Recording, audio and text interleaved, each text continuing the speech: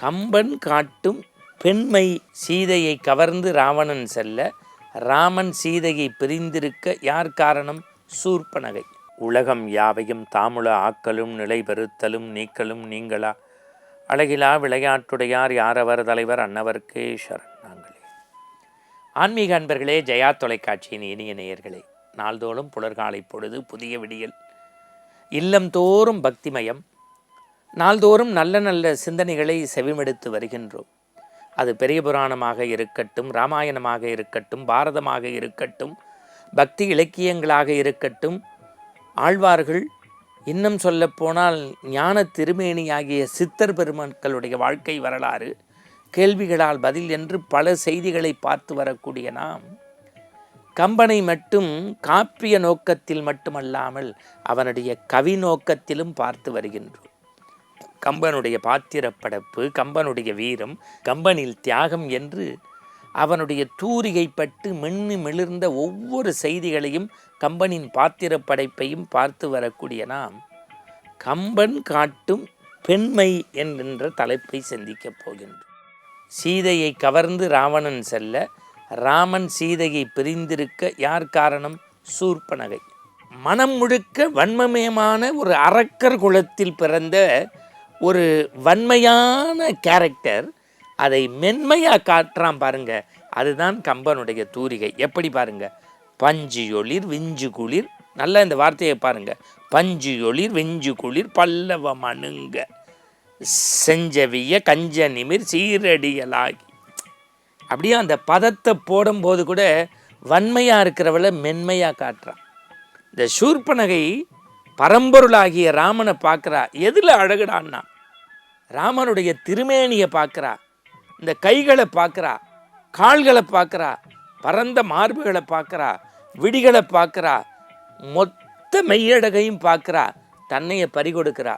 ஆனால் அது நடக்காதுன்னு தெரிஞ்ச உடனே அப்படியே கேரக்டரை மாத்திரா பாருங்க. ராவணன்கிட்ட எப்படி எவ்வளவு மென்மைத்தன்மையாக ஒரு கேரக்டரை காட்டுறான் பாருங்க.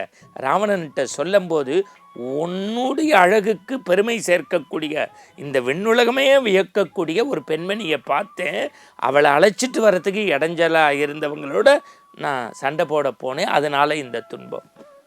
இந்த ராவணனுடைய மனத்தில் காமத்தீயை மூட்டிய சூர்ப்பனகையை ஒரு கேரக்டராக காட்டுறது. அப்படியே நீங்கள் பாருங்கள், நேர் மாறு. நீங்கள் கையை பாத்திரத்தை விடுங்க, சுமத்திரையை எடுங்க.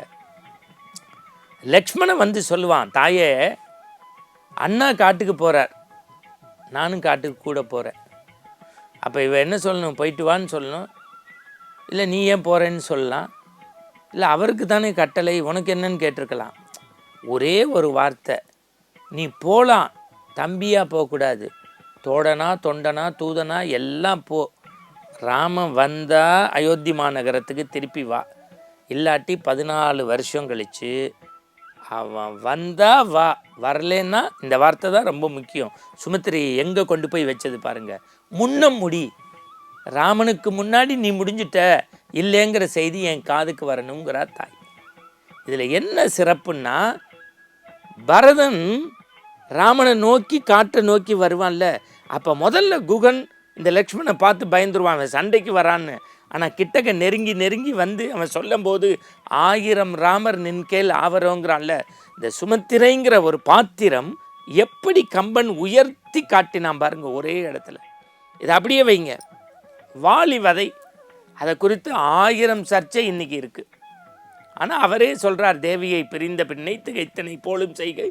அதை பல தடவை இந்த ஆனந்த ஆரம்பத்தில் நம்ம பார்த்துருக்கோம். ஆனால் வாலியை ராமன் போருக்கு கூப்பிடுற மாதிரி சுக்ரீவன் முதல்ல அந்த பூக்கள் எல்லாம் சூடிக்கிட்டு வாலண்டியராக சண்டைக்கு கூப்பிடுவான்ல, அப்போ வாலியினுடைய மனைவி தடுக்கிற மாதிரி ஒரு காட்சி வரும். நீங்கள் போக வேண்டாம் சண்டைக்கு, இதில் ஏதோ உள்நோக்கம் இருக்குது, சாதாரணமாக உங்களை பார்த்து அஞ்சுற உங்கள் தம்பி இப்போ வாலண்டியராக உங்களை சண்டைக்கு கூப்பிட்றான்னா, பரம்பொருள் அறத்தின் நாயகன் ராமன் துணை கொண்டு வரான். அப்போ ஒரே ஒரு வார்த்தை சொல்லுவான் வாலி, ஏய் பெண் என்பதால் பிழைத்தாய், ஓடிப்போ. நீ பெண்ணுங்கிறதுனால உன்னை சும்மா விட்டுட்டேன், அவனா எங்கள் அண்ணன் தம்பி சண்டைக்கு பங்காளியாக வர்றது, பஞ்சாயத்துக்கு வர்றது, மத்தியஸ்தம் பண்ண வர்றது, நீ பெண்ணுங்கிறதுனால ஜாக்கிரதை போகும்பா. சின்ன சின்ன பாத்திரங்களை சார், திரிசடைன்னு ஒரு பாத்திரம் சார், அதை எவ்வளவு மேன்மையாக கம்பன் அசோகவனத்தில் காட்டியிருப்பான். ராவணனுடைய மனைவி மண்டோதரி, அவளை சீத்தையனுடைய கற்பின் கனலி கற்பின் கொழுந்து, எவ்வளவு சீதையை பெருமையாக சொல்கிறோம். அள்ளல் மாக்கள் இலங்கையது ஆகுமோ எல்லை நீத்த உலகங்கள் யாவையும் என் சொல்லினால் சுடுவேன் தூயவன் வில்லின் ஆற்றலுக்கு மாசென்று வீசினேன்னு அனுமன்ட்ட ராமனுடைய பெருமையை பேசி துன்பப்படுறேன் துயரப்படுறேன்னு சொல்லி சீதையனுடைய கேரக்டர் எப்படி பேசப்பட்டதோ அதே அளவுக்கு மண்டோதரி, ஏன்னா அறம் பேசிய பாத்திரம்.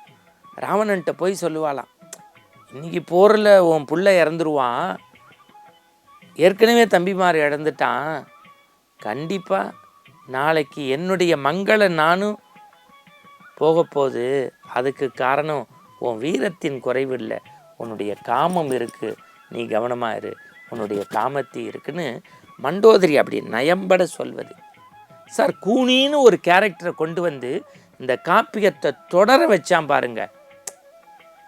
முதல்ல எந்த கைகை ராமனுக்கு பட்டாபிஷேகம்னா முத்து மாலையை எடுத்து கொடுத்தாலோ, ராமனை பயத்த எனக்கு இடருண்டோன்னு சொன்னாலோ அவங்க மனசையே மாற்ற வைக்கிற மாதிரி ஒரு கேரக்டர்னா கம்பனுடைய நுட்பம் இருக்கு பாருங்க.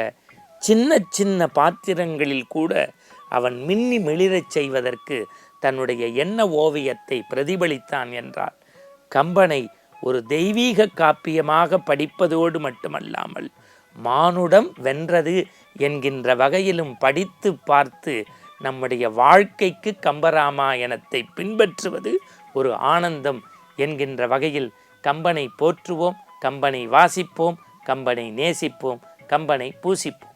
மீண்டும் நற்சிந்தனையோடு நாளை சந்திப்போம். ஆனந்த ஆரம்பத்தில். வணக்கம்.